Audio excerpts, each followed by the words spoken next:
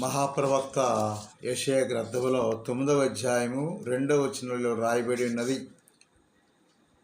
చీకటిలో నడుచు జనులు పెద్ద వెలుగును గాంచిరి, గాఢాంధకారం కమ్మిన చోటు ప్రజలపైన జ్యోతి ప్రకాశించును అని రాయబడినది.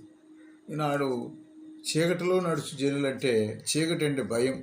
భయం అంటే అది పాపానికి, సాతానికి రకరకాలుగా పోల్చుకోవచ్చు.